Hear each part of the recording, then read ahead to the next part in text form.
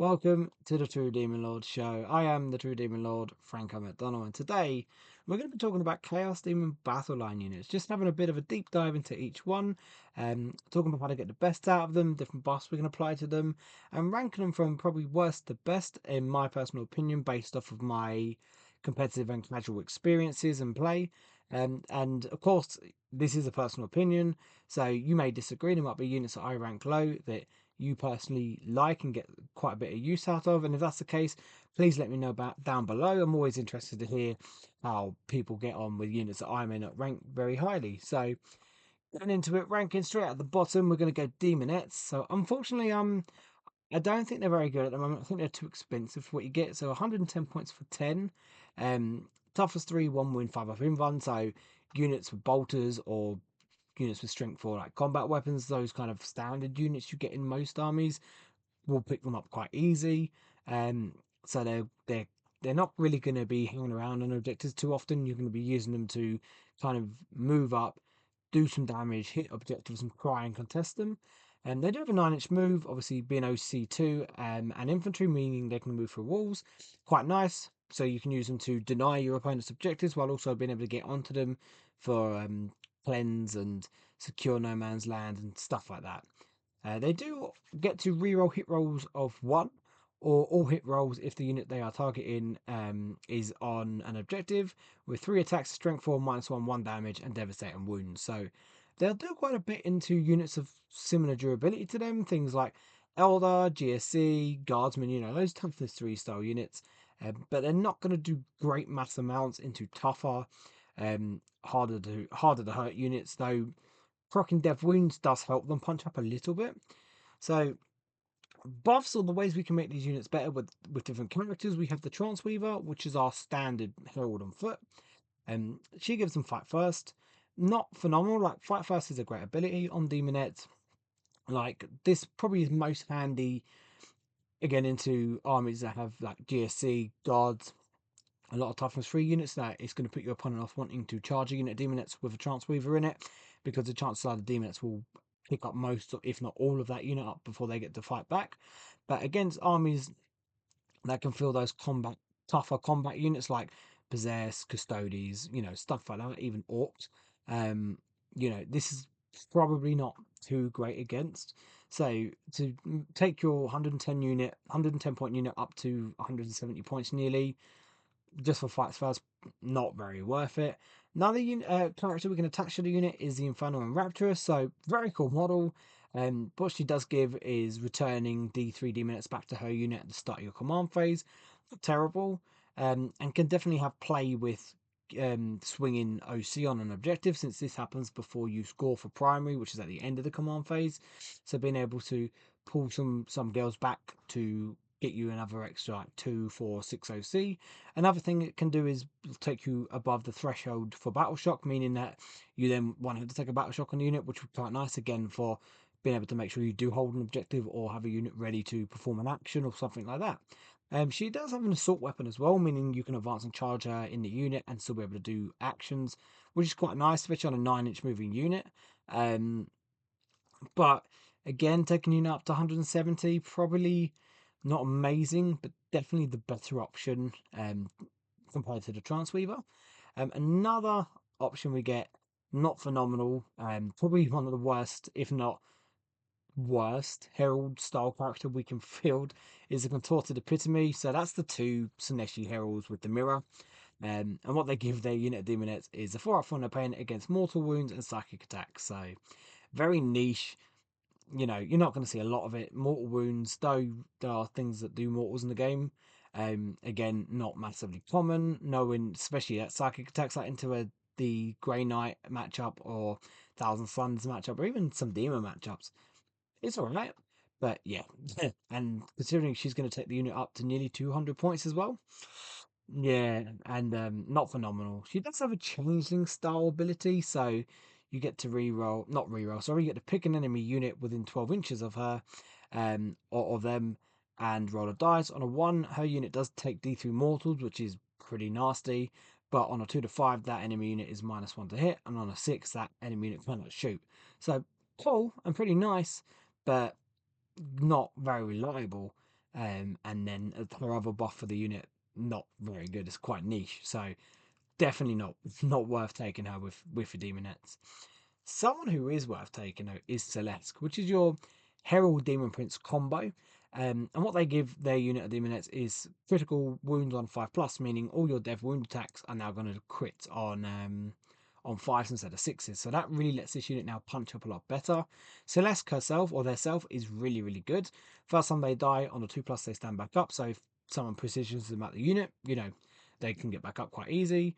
But really, you're going to take Celeste. You can take them on their own, but taking 10 Demonettes gives her 10 ablative wounds, gives her quite a nice bit of punch with the Demonettes deving on 5s, and then also her attacks will end dev on 5s as well, like for the Herald style attacks. Um, and then once the Demonettes go down, you've still got her to go and do her thing. She goes down, then she gets back up again, most likely, and still gets to do her thing as well. So Celeste, definitely your best option for your Demonettes. Definitely raises up the damage and allows them to punch up really high. That unit is coming in at 230 points, so pricey, but some ablative wounds for a pretty good character. I definitely think there is a place for Celeste contending minutes in lists if you want to go down that route. Um, One more option we have, so not an attached character, but you pick the mask, and I mean, this is probably going to come up more in a pure Slanesh list. If you're taking mono Slanesh, and you want to take some Demonettes, the mask is more than likely going to be in a pure Slanesh list anyway. And what the mask does is at the start of the fight phase, you pick a unit within 6 inches of her, and whenever that enemy unit makes an attack, they are -1 to the wound roll, no matter whatever they target. So this is a good way to keep your Demonettes probably a bit more alive than they normally would. The other thing they do is anytime a Slanesh unit hits that enemy unit, they get +1 to wound. So your strength 4 attacks now getting +1 to wound, meaning again they can punch up fairly decently. Especially if you have Celeste in there as well. So like I said, you're not going to be taking the mask to really do this with one unit in a mixed demon list. But if you're taking a pure Slanesh list and you want to take even just one unit of demonettes for Celeste, you're probably going to take the mask anyway to benefit your keepers, Shalaxi, fiends, and stuff like that. So being able to have her around to help your demonettes punch a bit as well isn't terrible. But overall, demonettes not fantastic, but too pricey for what you get. But the options there if you really want to use them. They're not bad for running up early secondaries, being able to contest, OC on objectives or even just stealing objectives off your opponent, being able to deny primary and beating up on those toughness 3 style units. But aside from that, very, very squishy for the points you pay, and the damage leaves a bit to be desired, to be honest. So moving up to number 5, this between number 4 and number 5, we could have done this. I was a bit debating on it. The reason I've kind of gone blue horrors in number 5 is because, as you'll see later on in the tier list, we do have pink horrors as well, and they're just better than blue horrors. So because of that, we've decided to put blue horrors quite low down and let the unit above them be a bit higher because they do maybe a little bit more. Um, but blue horrors are still pretty decent. 125 points for 10. Pricey, your standard like 6-inch infantry move, toughness 3 1 wound, but they do have a 4-up invulnerable save, which definitely can skew the maths as far as the damage they can take. They do come with infiltrate as well, so if you want an infiltrating unit that can already sit on objectives midboard, be able to give you turn 1 sticky from corrupt rule space, or be able to do cleanse and stuff like that. They're pretty handy for. And then whenever a blue horror model dies, as long as the unit wasn't wiped out from the enemy unit activation on a 4+, that model now splits into a brimstone. So on average, if you get to properly split, you'll have about 15 models in this unit, which for 125 points now looks a lot better. And again, they're quite nice for if your opponent underestimates how they're going to be able to bring the unit down and then allow you to split. They're really handy for just being able to keep hold of primary points, even denying your opponent primary points as well, which is quite nice. Um, as far as damage goes, they don't really do much. Like their combat isn't even worth mentioning. They do 2 shots. They hit on 4s at strength 3 -1 damage, 18-inch range.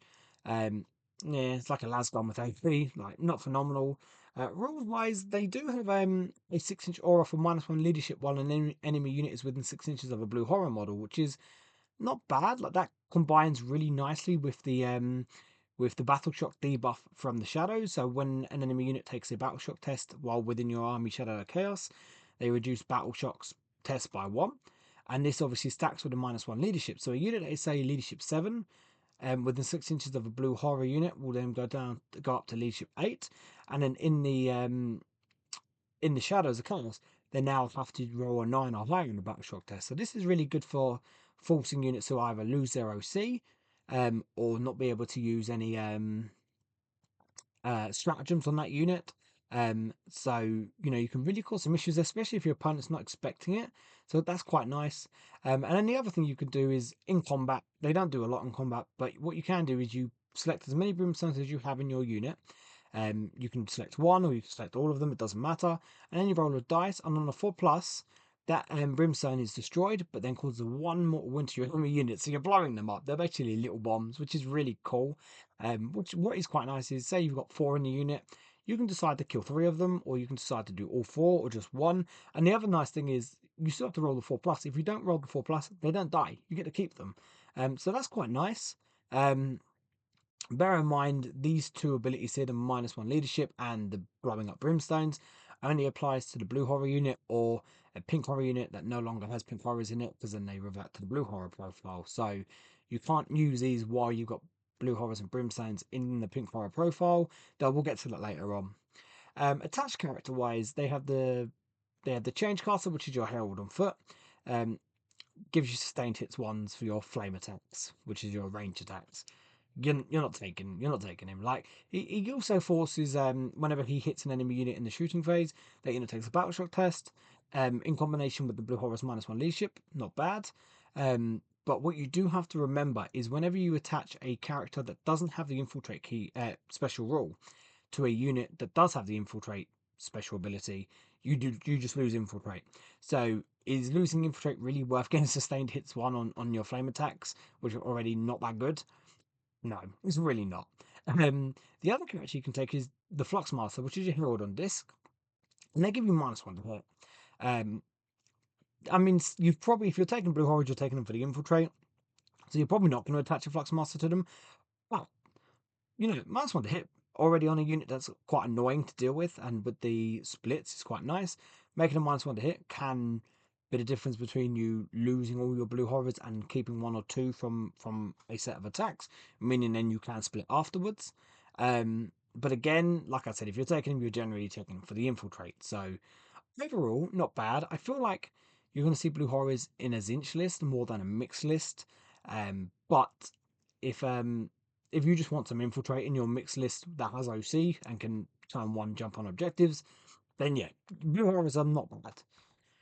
Moving into number 4, we have the blood letters. So thing is, I've just not been fan of Bloodletters for quite a long time. They always just seem to be quite lackluster. They started the edition at 160 points for 10, which is nuts. And then we've got that insulting slap in the face points drop to 140 points, which was just like, what was the point? They are now 120, which makes them a bit more appealing. And you get, 10 guys at T4, 1 win and 5 up in one, so a bit more durable to things like bolters and stuff, but still not that tough. They are very much one and done. They're a glass cannon, but a 6-inch standard move, you're going to be deep striking these dudes. Let's be real. And then if they're not dead and they're not stuck in combat, you're going to up and down them so they can come back down and charge again. So they're not going to be doing a lot of normal moving generally. Um, they do have 2 attacks, which just never seems like enough for a corn unit, to be honest. But 2 attacks at strength 5 -2 damage, so they can do damage to marine or marine equivalent style units. And they always reroll win rolls of 1, which not bad, but they do get to reroll all win rolls against an enemy unit that is under half strength, which is not very good. Like any abilities like this, like the Demonet have with their hit rolls, but anything that lets you reroll hits or wins of 1 or reroll all your win rolls or hit rolls, generally when the unit is on an objective or something like that. Whereas under half strength just doesn't feel very good. Like a lot of the time they're going to be charging something, it's not going to be under half strength. This does mean you can use them as like a 1-2 punch style unit, like you send in blood crushers or a bloodthirster to beat something up, and if it leaves the unit on a few wounds or kills most of the unit but leaves a few guys left, then they can finish it off, being able to reroll the wound rolls. But yeah, no, it just feels a bit don't know, a bit annoying that that's the way to get full wound rerolls on them.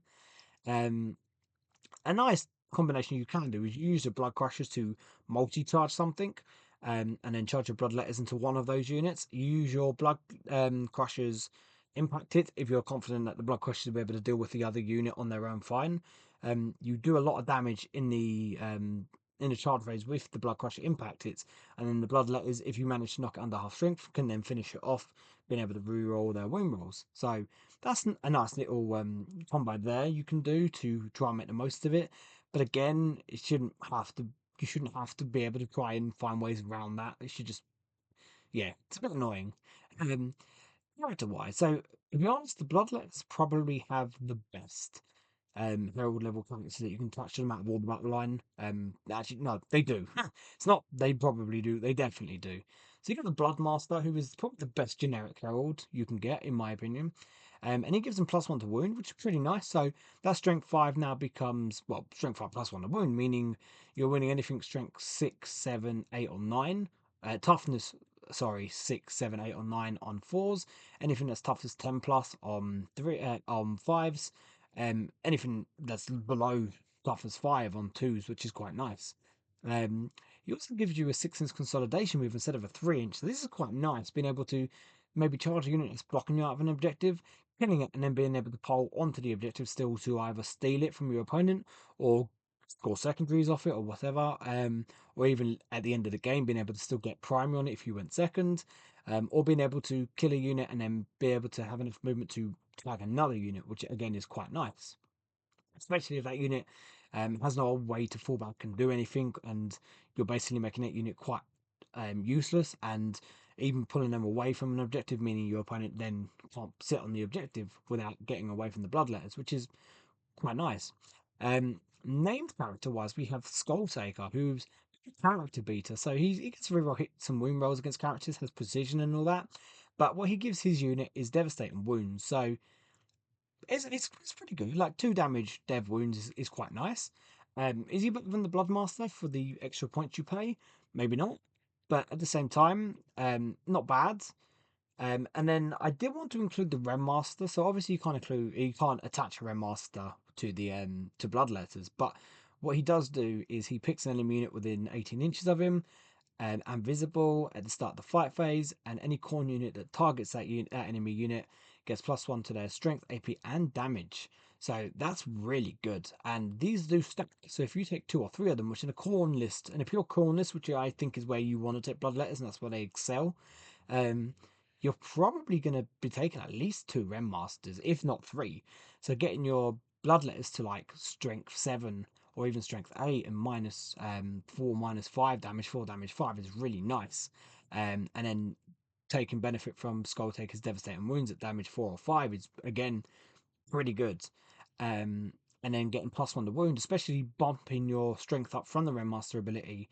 So now you could be, up to strength 8 and then winning something that was toughness 8 now on 3s instead of 4s or 5s or whatever. So yeah, like some really nice little combo buffs there.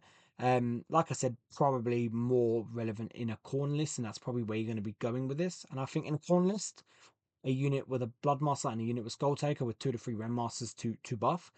Yeah, I think there's an argument for that, definitely. Um, Overall, Bloodletters are quite good, for the whole being able to drop and then kind of switch objectives, drop in, kill a unit, or do a lot of damage to a unit, and then still an objective. But just in a mix list, I still think they just leave a bit to be decided for their points cost. So moving on to number 3, we have Plague Bearer. So I like the Plague Bearer a lot. For 110 points, they actually went down back in January, February time from 125 to 110, which I thought was pretty nuts. 110 points gets you 20 toughness 5 wounds with a 5 in one, which is pretty good. And they only have a 5-inch movement, but to be honest, they're not about moving. To be honest, you sit them down on an objective, or you bring them down from deep strike, or you use up and down from Realm of Chaos to get them onto objectives, and that's their job. Like they're not there to move about the board really, aside from being able to hop about with deep strike and that. They do have a sticky objective ability as well, which they start the command phase on an objective. That objective remains yours whether you have something on it or not, until your opponent takes it in a phase. So that's pretty good. Um, being able to just sit on your back forward, instantly sticky it, meaning if your opponent has indirects, they can kill the unit of plague bearers over time, but it's still going to be your objective.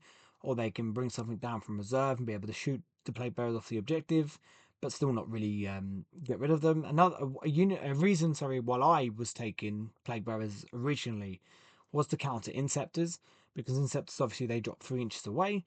And they are very capable of killing unit 10 plague bearers. So you use your plague bearers to screen out so they can't drop 3 inches on the objective. They kill the plague bearers, but the objective is still yours, meaning you're still going to get your primary points. And then you can bring something back down onto your objective in the next turn to come and deal with the inceptors. So they're pretty good for that.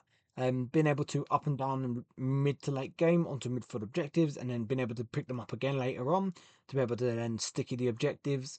They're also quite good at dropping 9 away, getting +1 to their charge, or even 6 away if you've got shadows up.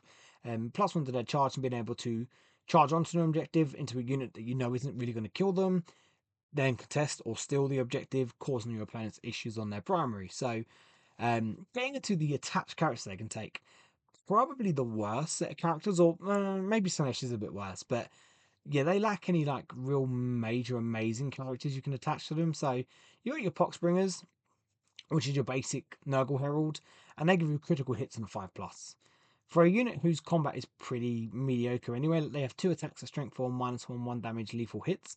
Yeah, okay, you're getting lethal on 5s, and that's nice, but they're not there to do damage. You're not taking Plague Bearers for damage. Like, if you're taking a pure Nurgle list and you're taking like 50 Plague Bearers, is one unit with a Boxbringer maybe tempting? Like, if you really, really want a unit that can do some kind of damage, and like using that with Roticus's +1 damage against a certain unit for Nurgle stuff, maybe. But like not having any like rerolls of hits, meaning you can't really fish for them. So yeah, he's just buffing the mediocre combat of a unit that doesn't really want to sit in combat. Not really. And then if they do, they're not really there to kill something. And if they are charging something, it's generally something that's like toughness 3, which they're going to do damage to anyway because they're hitting and winning on 3s. So yeah, not really that great. In a pure Nihilist, maybe one, but even then, probably not. Then we have the Sloppity Piper, who probably rivals the Contorted Epitome for the worst Herald level character in the index. They give you +1 to move, taking your 5-inch movement to a 6-inch movement on a unit that, like I said earlier, isn't going to be doing loads of movement. Because they're going to be sitting at the back of the board on your backfield objective, coming down onto midfield objectives. Like if you're taking 50 of them, do you take one to like be able to get you into the mid board early? He also gives you reroll advance rolls for the unit, so you can advance a unit and reroll a low advance with a +1 to move for a 6-inch move.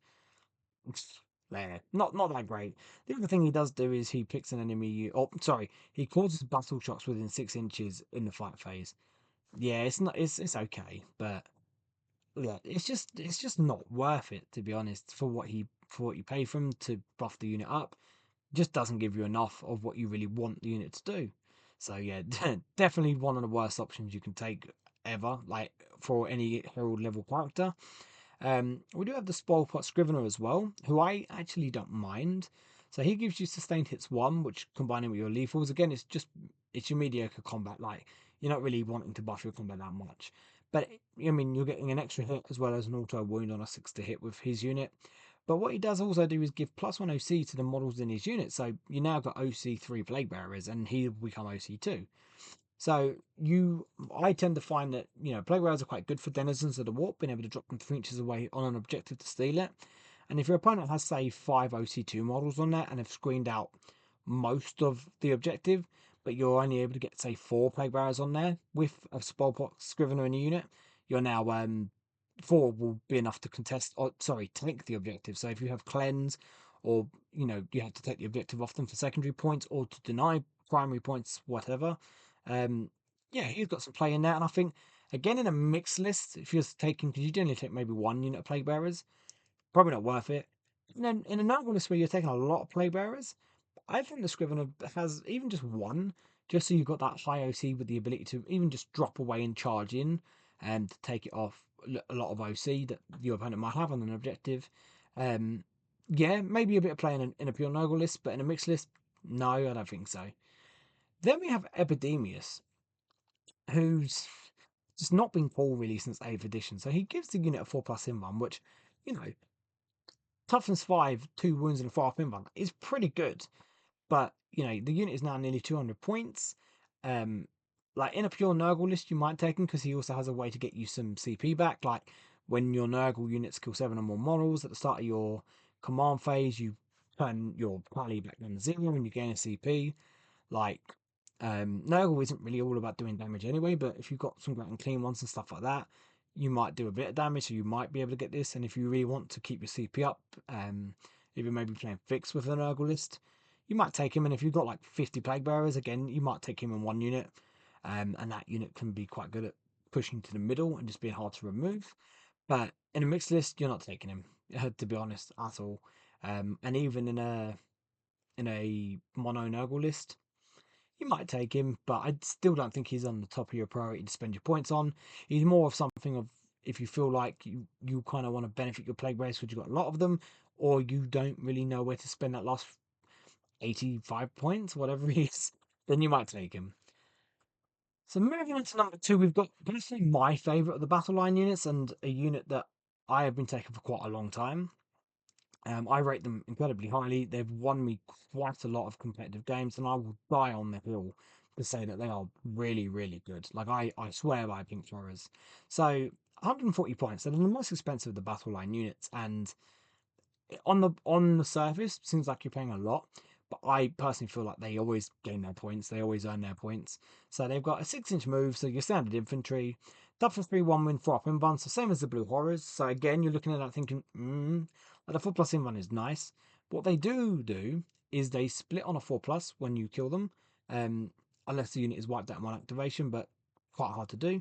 Um, and then when they do die on a 4 plus, they split into 2 blue horrors, and then obviously the blue horrors split into a brimstone. So that's pretty good. Like on average, that unit is going to be about 25 models um, if they get the split properly. And they're just really good at holding points, being able to just your opponent might underestimate or generally do underestimate how much firepower it does to get rid of them. And there isn't really many things in the game that can kind of clear them out in one go. So they are quite tough to deal with, and the amount of times in games where they've just been able to hold points for me, being able to score me things like primary points and just general secondary points as well by just keeping on objectives. They're very good at denying cleanse and even just opponents primary by coming down with denizens of the warp, being able to sit 3 inches on an objective and then just be a pain to deal with, especially if you've got other threats like Great Unclean Ones, Shalaxi, Blood Crushers, stuff like that. Your opponent has to dedicate quite a lot to get rid of them, and they're not going to have all those resources to deal with them overall, with multiple threats in their face. Um, they've got the same characters you can attach them as blue horrors, so the change casts are giving them sustained hits 1. It's not what you want, to be honest. Yeah, they're not there for damage. They've got 2 strength 4 shots and -1, 1 damage, 18-inch range. Like you don't really care, but the flux master giving them -1 to hit, pretty good. Like again, like I said, they're all about their durability and being hard to remove. And the Flux Master is the difference between losing all the pink horrors in one go or keeping 1 to 2 or 3 and then letting them split. And that's where the power is when they start splitting. So, and then there's nothing funnier than seeing pink horrors return after passing a battle shock in the shadows and seeing D3 of them come back. And then your opponent's face is dropping because they know how far they are to get rid of anyway. So seeing them just keep popping back up is really good. Um, and then getting into the final one, we've got Nurglings. So Nurglings are the best. They're the best battle line we have by far. 40 points for 3 of them, getting you 4 wounds, a toughness 3 with a 6 up invuln. May not seem amazing off the bat, but that actually takes a fair bit of dedication, more so than you would think, especially for their points cost to get rid of. With just a 5-inch movement as well, they're not too fast, but they do infiltrate. So you can start them mid-board, start them behind a bit of terrain, 6 inches away from the middle, so they can move forward and do things like deploy or even area denial, and being able to set them up in places for, say, engage as well. Really nice, and they're very good for screening, and they're just really good for just up using for Realm of Chaos up and down, or just deep striking anyway. Dropping in your opponent's deployment zone, using denizens of the warp to get them into small gaps, considering they've not really got a large footprint anyway, and gaining new points for deploy behind enemy lines or whatever. And for 40 points, that's a lot of victory points you're getting out of them, and then your opponent having to kill them, having to dedicate a fair bit into them anyway, and then you've lost 40 points. So you've not even lost that much for the victory points you've gained. So for the jobs that they do, they're just really good. Combat wise, 4 attack, strength 2, no AP, 1 damage, lethal hits, like nothing to scream home about. They're not very good in combat, but they are not bad at chipping wounds off here and there, and they're quite tough in combat, especially against non-monster, non-vehicles, because they have a 6-inch aura of -1 to hit for non-monster, non-vehicle enemy units, which is really good. It makes them just a little bit tougher to kill, especially if your opponent's hinging on hitting on 3s, and then they hit on 4s, missing a few extra attacks. But that also helps the amount that helps anything around them. Being able to keep them around, say, a greater demon, the amount of times that they've saved, say, Shalexi's butt by being within 6 inches of her. My opponent's charged, say, Custodies in, taking a -1 to hit, and just undercut a few of those hits just where they've just underrolled, and then not having enough to really do the damage that they need to do. So, Nergans for the 40 points that you pay for them are absolutely insane. There's a reason other Chaos factions take them for like because they're just really good. Um, they're really good for scoring your secondaries, really good for move blocking, and really good for screening out deep strikes and stuff like that. Another thing they're really good for is lining them up 9 inches away from, say, opponent scout units, and that stops those units from being able to make their scout moves because you cannot end a scout move within 9 inches of an enemy unit. So being able to line them up 9 inches against an army that has, say, a lot of scout, and your opponent's game plan is to just use them scouts to just get to the middle turn one, being able to use that to just stop it, and then if you go first, you move forward, you charge in. If they're units that aren't really going to deal with Nurglings very well, you then gum up your opponent's front lines, allowing you to move forward, get into the positions you need to, while also causing your opponent's issues turn one.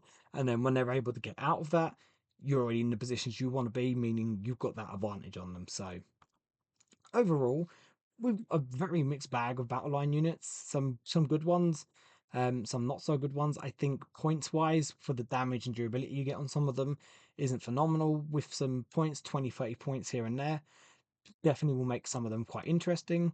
But Pink Horrors, Plague Bearers, Nervins, I think are all key units to take in your lists.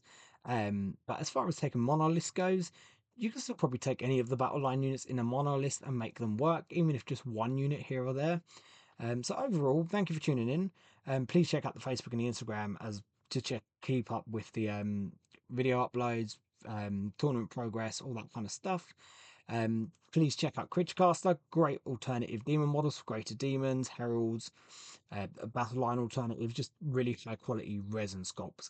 And check out the 6++ guys, great videos, awesome guys, all round videos, as well as faction focused stuff and old world videos as well, which will be coming up quite soon. So please give them a follow, check the Facebook and all that for them. And please give me a like and subscribe. It's very much appreciated. It allows me to just keep doing this. And if you're enjoying the videos, just shows that support and it would be very much appreciated. So thank you, and I'll catch you all in the next one.